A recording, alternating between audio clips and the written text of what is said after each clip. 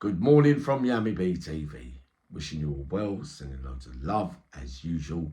Right, before I start this video, because I keep forgetting, special mention and special love going down there to my old mucker from Nottingham, Lee Faulkner, and his beloved daughter. It won't be too long till I'm down in Nottingham again. I'll be doing the same shift around about that time, where I'll be going to Blackpool to do a couple more chats on the sofa. Some great surprises coming up there as well in the near future, if you get what I mean. And also special mention to my beloved Jane C. All right, my darling, miss you, love you, and hope to see you very, very soon. Just stay as strong as you can for now. Yummy is with you forever, if you get what I mean. So the purpose of this video, and you know what, good point some of you made the other day, a lot of prison fights end up in snipering. I'll say 70% of fights in straighteners are not really that fair, if you get what I mean, because a lot of big hitters, all they got to do is land one and you're out. So you don't get much. It's not like the old days where most fights you go into recess and you all start from scratch and they're right old tear-ups. No.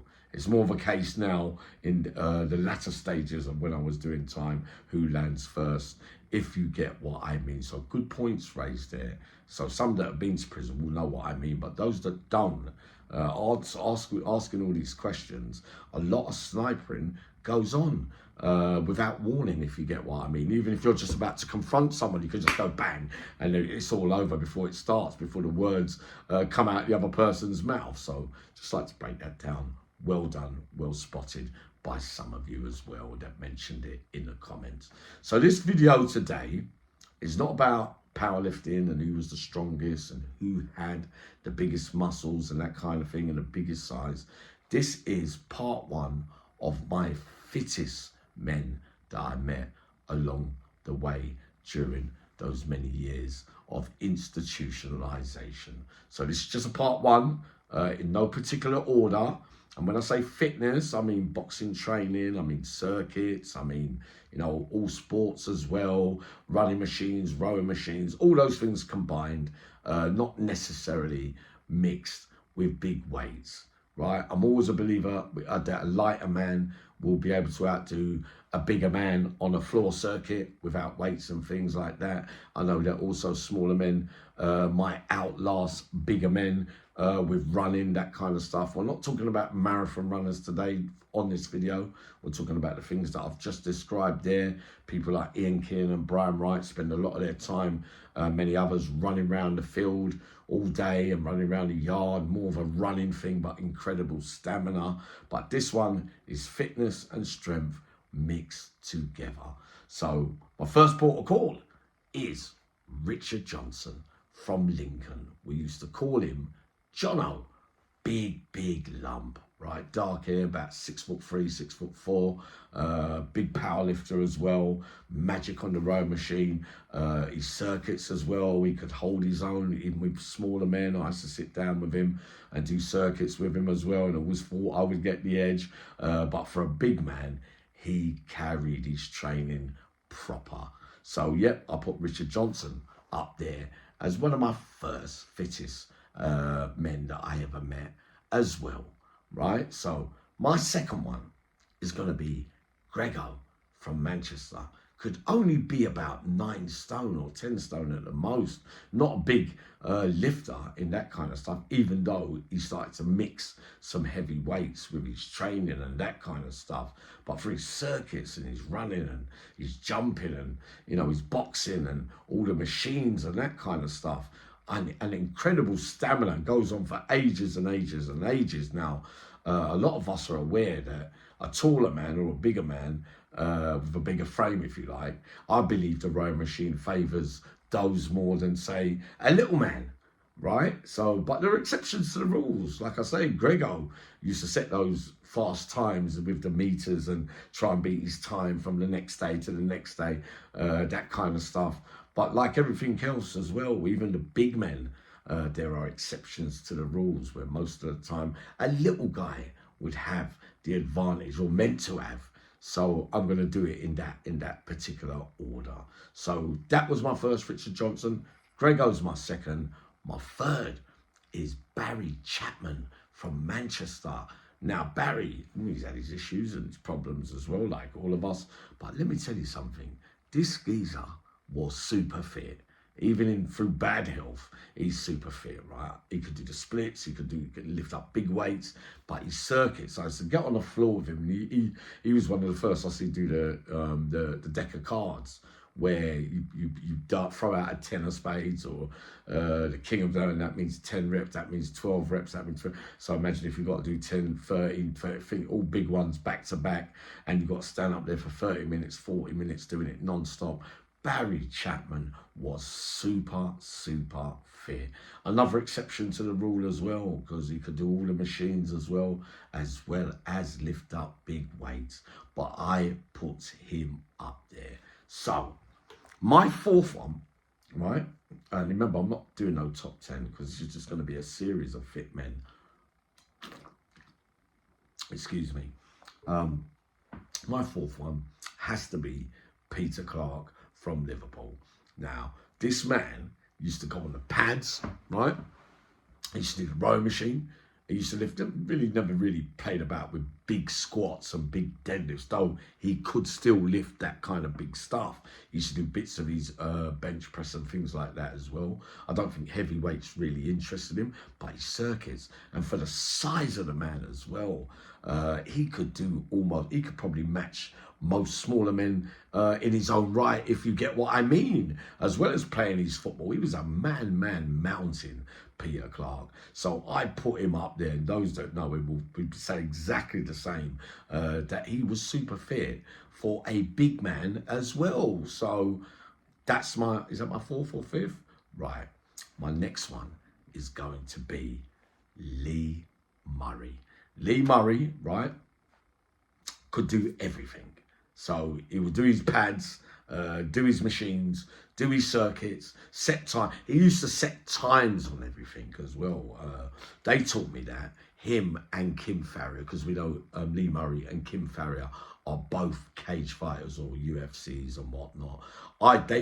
Kim was the first one, in fact. I mentioned them both together at the same time because we know they're professional fighters and have to be fit and strong on a consistent level. Like, they wake up in the morning as soon as they get out of bed, and they're doing 1,000 rep circuit in 30-40 minutes before the door even opens. So I learned the jumping of the box. You know, you get the medium box, the high box, where you do your burpees, jump onto the thing like you're squatting, and jump back down, and then do your clean and press and that kind of stuff, or do your burpees, your squat thrust, and mix it around. Them two used to set circuits with 5, 6, 7 exercises with all that, because jumping off that box and back off that is what you call a real strength and power. My God, when I first started doing it, it used to take it out of me, but in the end I started to love it, and I started to master it as well. But it was those two originally that taught me that kind of training. So as well as their fitness, as well as the rowing machine, as well as their sprinting, all right, some of their training is made more for fighting kind of thing, but those two have to go down as two of the fittest, strongest men that I ever met for everything, right? So they're up there as well. So who do I put next? John Bibby, tall, dark, athletic, even without training, naturally had the ability to be able to do all sports, the pads, the row machine, football, whatever, fighting, everything you think of, and lift weights as well. So there are a lot of exceptions to the rules with these smaller guys and bigger guys. Like I said to you already, and a lot of surprises, though John Bibby was actually built he was more Linford Christie, but not with as much muscle mass. So he was kind of naturally athletic. Now, we get round to Andy Shacks, who could break records for the rowing machine, could do his pads, lift up big weight, and still do his running and his circuits and everything like that. Exception to the rule again. For a big man, incredible stamina, incredible power for all kind of training. So he is a big lump as well, Andy Shack. Well, he's built, put together really well, but no doubts about it. Even with all that muscle mass, Uncle Yami says that wasn't a feature or a bother, or he never used any excuses, because on some days little men will be big men at certain things, if you get what I mean. We saw that many times over the years as well. So who was hold on, let me think about my other three. Who did I have, Yami? Come on,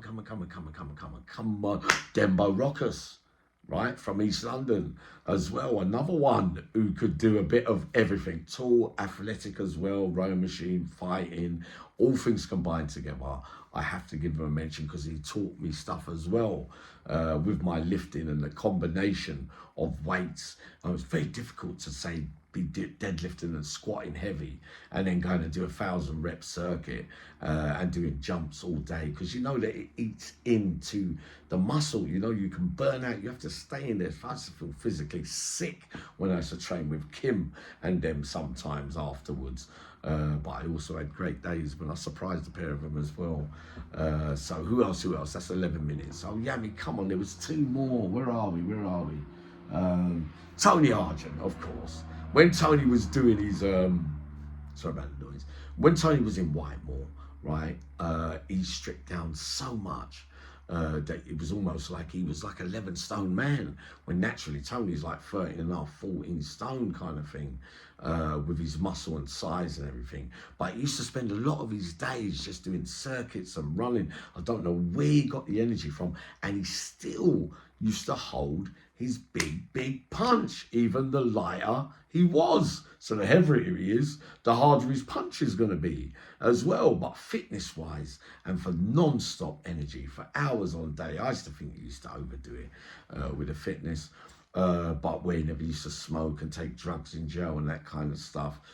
Some men are just built or just feel the need that all they can do to release the tension and the pressure and is test themselves constantly with training of all kinds, if you get what I mean. Another one who was good on the rowing machine as well, Tony Argent as well. Sorry about this. Oh yeah, a geezer from Bradford called Khan. I don't know if you lot met him. Really small, right? Used to take the piss out of everyone. He's about my height, right? But I used to challenge him. I never used to believe that he was as fit. When he used to say, Uncle Yami, I will do you in this, I will do you in that. I said, you won't be able to do me in lifting. He said, no, I'm not talking about lifting, I'm talking about fitness. Now, he used to take the piss out of people, a bit like Ronnie O'Sullivan with the padded tennis. He used to just make you look like a mug. Another geezer used to be able to do that was Russell McVicker and Rookie Lee. They should just stand there and do that. Just feel to make you run around the court forever. You got to master the art of sponge tennis. But this geezer, I went and done a circuit with him once with the cards thing, and he blew me away completely, you know. So I got that bit wrong there. But Khan from Bradford, you deserve a mention as well. Yami, you're too excited this morning. I think we got one more, have we? Right. Oh, of course. So I will put this man here as probably the all-rounder, biggest guy, if you get what I mean, with the fitness, strength, the power, the absolute lot. He used to spend out an hour on his calves and this on his bicep. He used to do 1,000 burpees straight off, like Kim and Lee Murray. They used to just do the 3-in-1, like where you do the burpees, squat, thrust, and press up all at the same time, but that counts as one rep as well. So I say Peter Oakley, once again, probably, if I was going to do a top 10, would be in my top 10 of some of the fittest guys that I ever met. I hope that made a lot of bit of sense to you, if you get what I mean. Some names there that a lot of you will recognise. I'm coming up in a minute with a bit of drama, sending loads of love. I've got to travel for the weekend again, I'm afraid. But have a blessed day, all of you.